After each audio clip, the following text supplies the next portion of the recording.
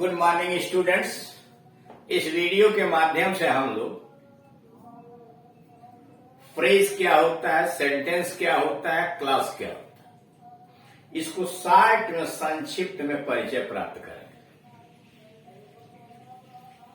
Phrase यानी वाक्यांश।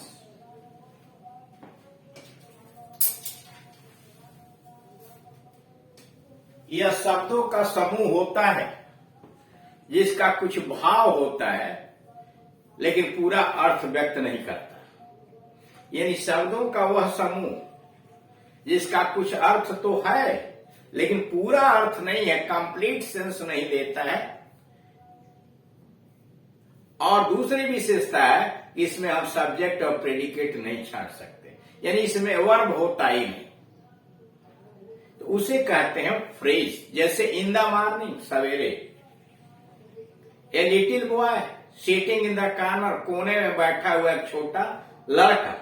इसमें दो फ्रेज है, ए लिटिल बॉय एक छोटा लड़का, सिटिंग इन द कॉर्नर कोने में बैठा हुआ, और दोनों को मिला करके एक बड़ा सा फ्रेज बना दिया गया, a little boy sitting in the corner. ये कहलाते हैं फ्रेज। फ्रेज जो कार्य करता है उसी के अनुरूप उसका नाम रख दिया जाता है। अगर वह नाउन का काम करता है तो नाउन फ्रेज, एडजेक्टिव का काम करता है तो एडजेक्टिव फ्रेज। जैसे मान लीजिए हमें लिखना है, हमें I have a ring made of gold, सोने की बनी हुई मेरे पास एक अंगूठी है। तो मेड ऑफ गोल्ड क्या है? यह वाक्य का एक भाग है, वाक्य या उपवाक्य का एक भाग है जिसमें हम सब्जेक्ट प्रेडिकेट तो नहीं छाट सकते, लेकिन कुछ भाव है, कुछ अर्थ है। और ये विशेषता बताने का काम कर रहा है कि अंगूठी सोने की बनी है, मेड ऑफ गोल्ड। इसको कहेंगे एडजेक्टिव फ्रेज। उसी तरह से एडवर्बियल फ्रेज होता है, फ्रेजल वर्ब होता है, मतलब जो काम करेगा उसी के अनुरूप का नाम रख देंगे। अब आइए sentence. Sentence is a group of words, वाक्य शब्दों का समूह है, विच मेक्स कंप्लीट सेंस, जो पूरा अर्थ पूरा भाव देता है। यानी वाक्य शब्दों का वह समूह है जो पूरा भाव व्यक्त करता है, और उसमें और भी जोड़िए जिसमें हम उद्देश्य और विधेय छांट सकें।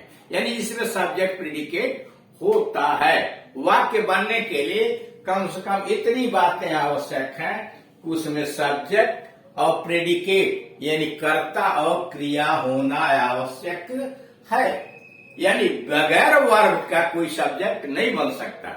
इसीलिए देख रहे हैं फ्रेज, सेंटेंस नहीं बन सकता, वाक्य नहीं बन सकता, इसलिए उसमें सब्जेक्ट प्रेडिकेट नहीं होता। यानी सेंटेंस शब्दों का समूह है जो पूरा भाव व्यक्त करता है और जिसमें सब्जेक्ट प्रेडिकेट भी होता है, छांटा जा सकता है। इसलिए अगर हम सब्जेक्ट प्रेडिकेट की बात नहीं करेंगे तो क्लास और फ्रेज के अंतर्गत एक भ्रम की स्थिति पैदा हो जाएगी कि जैसे मान लीजिए हमने कह दिया a little boy sitting in the corner, कोने में बैठा हुआ एक छोटा सा लड़का, तो भाव तो इसका है। अब कैसे हम सिद्ध करें कि कम भाव है कि अधिक भाव है कि पूरा भाव? उलझन हो सकती है। हाँ, एक तरीका जरूर है, भाव तो उसका है, कितना है, पूर्ण नहीं है, क्या है, छोड़िए। हाँ, उसमें वर्ब नहीं है, यानी सब्जेक्ट प्रेडिकेट नहीं है। तो आसान तरीका यही है कि शब्दों का वह समूह जिसका अर्थ तो होता है लेकिन पूरा अर्थ नहीं होता और जिसमें सब्जेक्ट प्रेडिकेट हम नहीं छाट सकते, वह है फ्रेज। और शब्दों का वह समूह जिसका पूरा भाव होता है और जिसमें हम सब्जेक्ट प्रेडिकेट छाट सकते हैं, वह है सेंटेंस, वाक्य।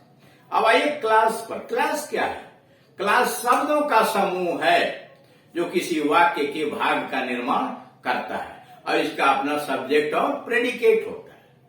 क्लास उपवाक्य किसी वाक्य का भाग है जिसका अपना सब्जेक्ट और प्रेडिकेट होता है। यानी शब्दों का वह समूह जो किसी वाक्य का भाग होता है और जिसका अपना कर्ता क्रिया होती है, वह कहलाता है उपवाक्य, खंडवाक्य यानी क्लास। ये क्लास जो होते हैं ये तीन तरह के होते हैं। यहां लिखा हुआ है क्लास तीन तरह का होता है। प्रिंसिपल क्लास, प्रधान उपवाक्य या मुख्य उपवाक्य, कोऑर्डिनेट क्लास, समान पदीय उपवाक्य या समानाधिकरण उपवाक्य। सबऑर्डिनेट क्लॉज आश्रित उपवाक्य। आश्रित उपवाक्य 3 प्रकार का होता है। आश्रित उपवाक्य 3 प्रकार का होता है, नाउन क्लॉज, एडजेक्टिव क्लॉज और एडवर्ब क्लॉज। अब यहां यह समझना है आपको कि प्रिंसिपल क्लॉज किसको कहते हैं, कोऑर्डिनेट क्लॉज किसको कहते हैं, सबऑर्डिनेट क्लॉज किसको कहते हैं, फिर नाउन क्लॉज, एडजेक्टिव क्लॉज और एडवर्ब क्लॉज की बात होगी। देखिए, किसी भी ऐसे वाक्य के अंतर्गत जिसमें कम से कम 2 क्लॉजेस दी गई हो, 2 उपवाक्य, यानी कोई ऐसा वाक्य जो कम से कम 2 उपवाक्यों से मिलकर के बना है, वह या तो कंपाउंड होगा या कॉम्प्लेक्स होगा।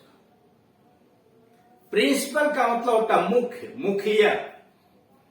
मुख्य उपवाक्य होता क्या है?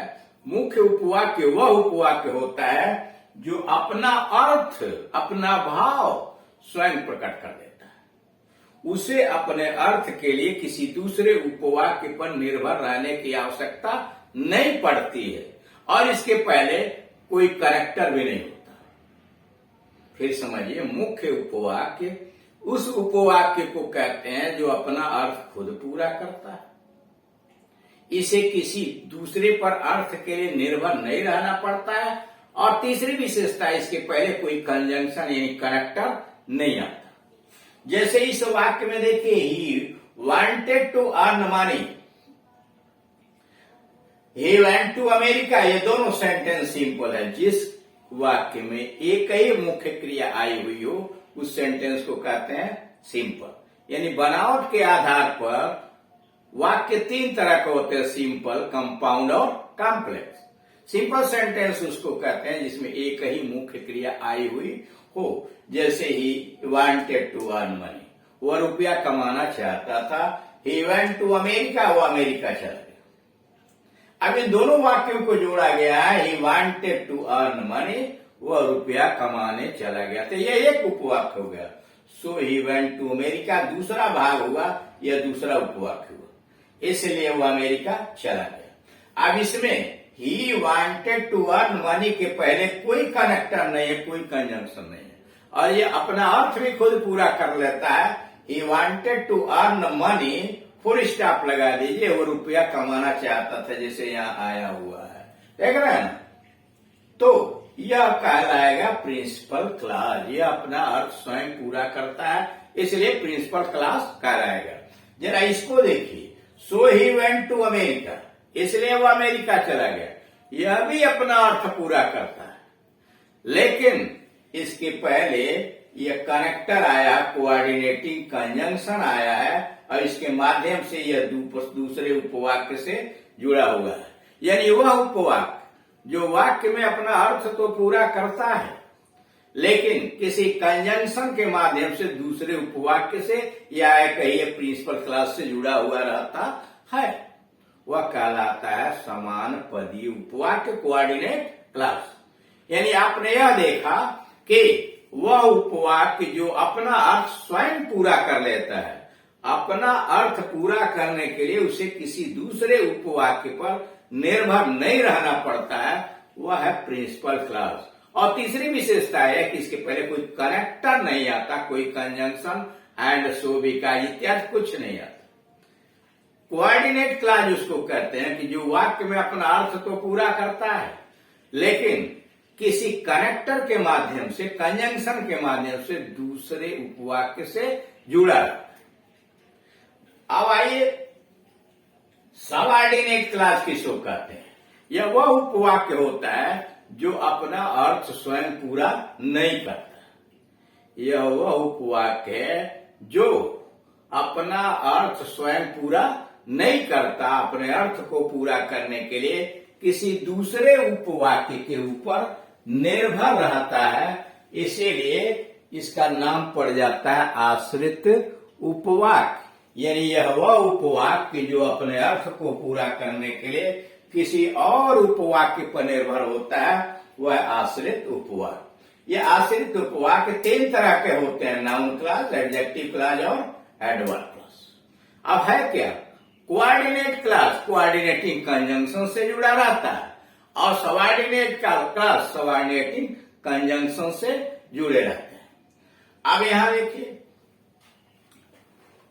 नीचे वाक्य लिखे गए हैं, दो वाक्य सिंपल में लिखे गए। He wanted to earn money, वो रुपया कमाना चाहता था। ही वेंट टू अमेरिका, वो अमेरिका चला गया। इसे जोड़ के बनाया गया है, he wanted to earn money, वो रुपया कमाना चाहता था। So he went to America. He went to America, उसी वाक्य को दूसरी तरह से घुमा के जोड़ा गया। He went to America for, इसलिए कि he wanted to earn money. He went to America, वो अमेरिका गया because he wanted to earn money, क्योंकि वह रुपया कमाना चाहता था। Since he wanted to earn money, चूंकि वह रुपया कमाना चाहता था। ही वेंट टू अमेरिका, वो अमेरिका चला गया। As he wanted to earn money, चूंकि वह रुपया कमाना चाहता था, क्योंकि वह रुपया कमाना चाहता था। He went to America, he went to America to earn money. 8वां, Sita went to market and bought a book, Sita बाजार गई और एक पुस्तक खरीदा। अब जरा देखिए इस वाक्य नंबर 1 में, अब यह वाक्य नंबर 2 में आइए। वाक्य नंबर 2 में पहला उपवाक्य यानी he wanted to earn money, यह अपना अर्थ स्वयं पूरा करता है, इसलिए इसे कहेंगे प्रिंसिपल क्लॉज। और सो ही वेंट टू अमेरिका, यह अपना अर्थ पूरा करता है, लेकिन सो कोऑर्डिनेटिंग कंजंक्शन के द्वारा यह पहले उपवाक्य से जुड़ा है, तो इसको कहेंगे कोऑर्डिनेट क्लॉज। यह प्रिंसिपल हुआ, यह कोऑर्डिनेट हुआ। दूसरा, ही वेंट टू अमेरिका, वो अमेरिका गया, यह प्रिंसिपल क्लॉज है, इसलिए कि इसका अर्थ स्वयं में पूरा हो जाता है। For he wanted to earn money, यह हुआ कोऑर्डिनेट क्लॉज। चौथे में ही वेंट टू अमेरिका, यह हुआ प्रिंसिपल क्लॉज, वो अमेरिका गया इसलिए कि अपना अर्थ पूरा करता है। Because he wanted to earn money, क्योंकि वह रुपया कमाना चाहता था। Because he wanted to earn money अपना अर्थ पूरा नहीं करता। अलग से आप कहिए क्योंकि वह रुपया कमाना चाहता था, तो यह अर्थ तब तक पूरा नहीं है जब तक कि प्रिंसिपल क्लॉज न लिखा जाए या न बोला जाए। तो पहला वाला उपवाक्य प्रिंसिपल क्लॉज हुआ और because he wanted to earn money, यह हो गया सबऑर्डिनेट क्लॉज। और सबऑर्डिनेट क्लॉज में भी एक कारण बता रहा है, इसलिए इसे कहेंगे एडवर्ब क्लॉज। वाक्य नंबर 5 और 6 में देखिए, since he wanted to earn money, चूंकि वह रुपया कमाना चाहता था, यह है subordinate clause. As he wanted to earn money, यह है सबऑर्डिनेट क्लॉज, और ये दोनों एडवर्ब क्लॉज कहलाएंगे, इसलिए दोनों कारण बता रहा है। प्रिंसिपल क्लॉज पीछे है, he went to America, he went to America, यानी कोई आवश्यक नहीं कि प्रिंसिपल क्लॉज पहले ही लिखा जाए, बाद में भी आ सकता है। He went to America to earn money, यह सेंटेंस सिंपल में बना दिया गया, यानी दोनों को जोड़कर सिंपल में। वाक्य नंबर 8 में सीता वेंट टू मार्केट, यह है principal clause. And bought a book, यह है कोऑर्डिनेट क्लॉज। उसी बात को यहाँ लिखा गया है कि कौन प्रिंसिपल क्लॉज है, कौन कोऑर्डिनेट क्लॉज है, यह पढ़ते रहिएगा। हम यहाँ आपको दूसरे तरह से समझाने जा रहे हैं कि किसे आप प्रिंसिपल कहेंगे, किसे कोऑर्डिनेट कहेंगे। ये 2 चित्र बनाए गए हैं, चित्रों के माध्यम से अर्थ का मतलब क्या है, भाव। वाक्य में अर्थ का मतलब भाव, लेकिन अर्थ का मतलब सामान्य भाषा में क्या होता है, रुपया, पैसा, धन दौलत, वो अर्थ है, उसी से अर्थशास्त्र बनता है। अब जरा यहाँ देखिए, उस उपवाक्य को समझने का इस तरह से व्यवस्था हमने बनाई है कि ए और बी 2 भाई हैं, ठीक। ए और बी 2 भाई हैं और दोनों को मिला करके 10 + 10 बराबर 20 बीघा खेती है या 20 एकड़ खेती है, ठीक। यानी ए और बी 2 भाई हैं, दोनों को मिलाकर 20 एकड़ खेती है, ठीक। बड़ा भाई घर का मालिक है, ए, बी छोटा भाई घर का मालिक नहीं, इसलिए कि फैमिली में कोई एक ही मालिक होता है, पुरुष हो सकता है, महिला हो सकती है। जैसे पुरुष अगर दोनों बाहर का घर जो रहते हैं वही घर संभालते, वही मालिक हो जाता। मालिक किसको कहते हैं, जो अपना अर्थ स्वयं पूरा करता है, यानी जिसके पास सारा धन आता है, सभी लोग कमा के उसे देते हैं, वह योजना बनाता है, डिस्ट्रीब्यूट करता है। यानी घर के मालिक को रुपए के लिए किसी के सामने हाथ पसारने की जरूरत नहीं है, इसीलिए वो परिवार का मुखिया कहलाता है। मुखिया यानी जैसे परिवार का मुखिया है, वैसे वाक्य को अगर परिवार मान लिया जाए तो प्रिंसिपल क्लास है। यानी जैसे परिवार का मुखिया वैसे वाक्य में प्रिंसिपल क्लास। यानी ये महोदय जो है यह अपना आर्थिक व्यवस्था खुद पूरा करते हैं, इनको किसी के सामने मांगने की जरूरत नहीं है या किसी पर निर्भर नहीं है। लेकिन जरा बी पर आइए, बी भी अपना अर्थ पूरा करता है। कैसे करता है? 10 एकड़ खेती तो उसके भी नाम है, 10 एकड़ बड़े वाले के नाम है, तो उतना ही तो 10 एकड़ खेती छोटे वाले के भी नाम है, तो अपना अर्थ पूरा करता है। लेकिन मजबूरी बस यह अपने बड़े भाई से जुड़ा हुआ है ना, यानी कोऑर्डिनेटिंग कंजंक्शन से जुड़ा हुआ है, इसलिए इसको कहेंगे, इसका यह कोऑर्डिनेट है, समान पदीय है। यानी बी ए का समान पदीय है। उसी तरह से वाक्य में भी देख रहे हैं ना कि जो अपना अर्थ स्वयं पूरा करता है, लेकिन वह कोऑर्डिनेटिंग कंजंक्शन के माध्यम से किसी अन्य क्लास से जुड़ा रहता है, वह कहलाता है समान पदीय उपवाक्य, कोऑर्डिनेटिंग क्लास। उसी प्रकार से बी जो है ए का भाई है, यह अर्थ अपना इसलिए पूरा करता है कि इसका 10 एकड़ है, ए वाला उसे भी रुपया दे रहता है और इसलिए दे देता है, या वह भी अपना इस 10 एकड़ में ले लेता है कि अगर उसे खर्च के लिए हाथ फैलाना पड़ेगा, मांगना पड़ेगा, तो कल वो बंटवारा करके खुद भी मुखिया बन जाएगा। यानी बी भी अपना अर्थ पूरा करता है, लेकिन यह अपने भाई से जुड़ा हुआ है, इसलिए इसको कोऑर्डिनेट कहेंगे। अब जरा नीचे आइए, ए के 3 बच्चे हैं, सी डी ई, बी के 2 बच्चे हैं, एफ जी। अब ये क्या है? बच्चों के पास आर्थिक व्यवस्था नहीं होती है, कमाने का कोई तरीका नहीं होता है, तो इसलिए सब सबऑर्डिनेट है, आश्रित है किस पर? इन दोनों के ऊपर आश्रित है।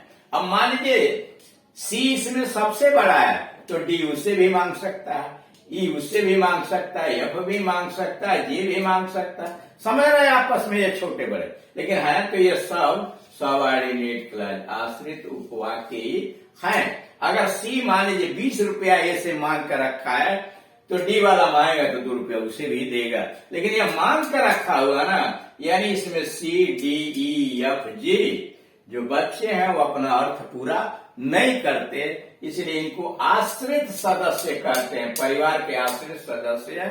ठीक उसी प्रकार से आपके वाक्य के अंतर्गत भी वह उपवाक्य जो अपना अर्थ नहीं पूरा करते, वह C D E F G के अनुसार होते हैं, उन्हें आश्रित उपवाक्य कहते हैं। फिर समझिए, ए और बी 2 भाई हैं, ए मालिक है तो प्रिंसिपल है, घर का मुखिया है, इसे कहेंगे प्रिंसिपल, और बी उसका छोटा भाई है, उसके नाम से भी आधा जमीन जायदाद है, प्रॉपर्टी का मालिक है, तो वह भी अर्थ पूरा करता है, लेकिन अपने बड़े भाई के साथ रहता है, इसलिए वो समान पद का है।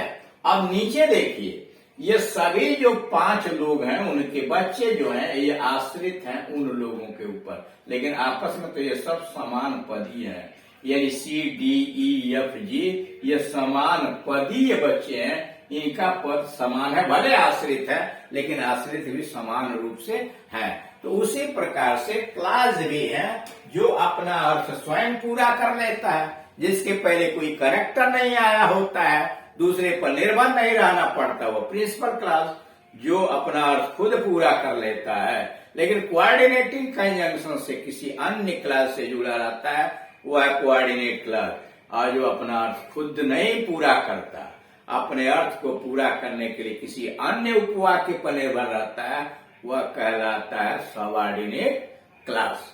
अगर वह नाउन का काम करता है तो नाउन क्लास कह देंगे, एडजेक्टिव का क्लास करता है एडजेक्टिव क्लास, एडवर्ब का क्लास एडवर्ब क्लास। ये डिटेल में noun class, adjective class, adverb class इसके पहले वाले वीडियोस के अंतर्गत समझाए जा चुके हैं। यहाँ 60 में आपको सारी बातें बताई गई। Thank you.